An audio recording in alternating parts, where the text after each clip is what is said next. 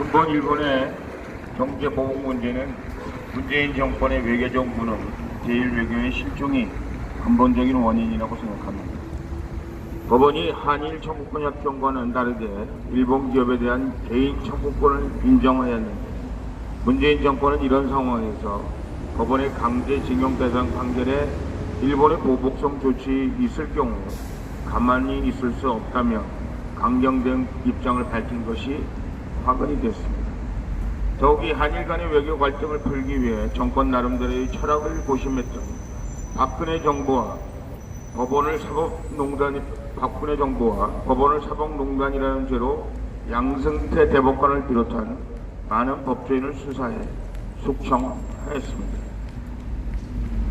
소송이 진행되는 과정이나 판결이 내려진 이후에도 문재인 정권은 북한 김정은을 대변하느라 일본 정부와 소통하거나 외교적인 접촉을 유의미한 외교적 접촉이 없었습니다. 말로는 한미일 동조관계를 외치면서 우방국인 일본과의 외교를 방치한 채로 8개월여를 허송세월한 것과 마찬가지입니다. 실상 이런데도 언론 방송들은 일본 상품 불매 운동 등을 거론하면서 반일 감정을 자극하고 있습니다. 다행히도 현명한 우리 국민들이 부안해동하고 있지 않음을 다행으로 생각합니다. 유시민은 지난 7월 12일 라디오 인터뷰에서 아베 편드는 분들 동경으로 이사를 가시든가 라고 하면서 국민의 반일 정서를 자극하고 선동하는 작태를 저지르고 있습니다. 유시민의 반일 망언에 국민들은 전혀 동의하지 않고 있으며 그럼 북한을 대변한 유시민은 평양으로 가야 하지 않느냐 하며 네티즌들이 공분하고 있습니다. 문재인은 박정희 대통령을 적대시하고 말살하려고 하지만 나라를 조금이라도 걱정하는 국정 최고 지도자라면 이것만큼 한번 새겨볼 필요가 있습니다. 한 나라의 운명에 일정 책임을 지고 있는 지도자라면 국제정세에 적응하는 결단력이 마지막 덕목이 되어야 할 것입니다. 좌파들이 친일로 매대한 박정희 대통령 발언 중에 지난 수백 년간 일본은 우리 독립을 말살했고 우리 부모 형제를 살상했고 우리 재산을 착취했다. 과거만을 따진다면 불구대천의 원수다. 그러나 이 각박한 국제사회에서 아무리 어제의 원수라도 우리의 오늘과 내일을 위해 필요하다면 그들과도 손을 잡아야 하는 것이 국민 민복을 위한 현명한 대처가 아니겠습니까? 라며 민족의 운명을 걸머진 정치 지도자로서의 고뇌와 결단을 보여주었다.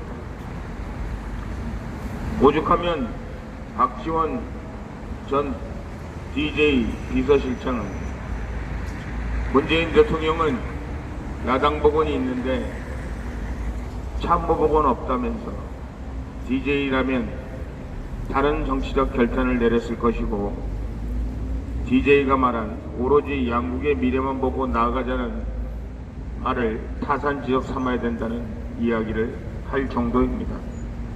국가 지도자는 일반 국민과 달라야 합니다. 오로지 민족의 운명과 나라 미래 한 곳만 바라보고 고독한 결단을 내려야 하는 자리입니다. 문재인은 아닙니다.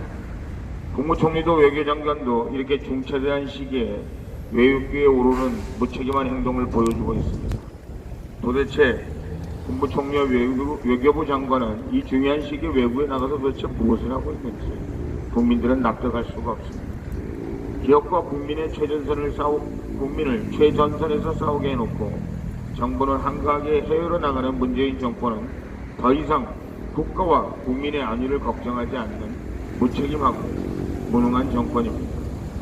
일본의 경제 보복을 초래한 근본 원인은 문재인 정권의 반일 감정, 적대천산의 대상으로 일본을 적대시하는 외교 실정 때문입니다. 우리 공화당은 이번 사태의 근본 원인을 외교 부실, 외교 무능에 대한 책임을 지고 강경호 외교부 장관 및 대통령은 외교부 장관 즉각 사퇴해야 할 것이며 문재인 대통령은 이 문제에 관해서 각성하고 국민들의 목소리에 귀를 기울여야 할 것입니다.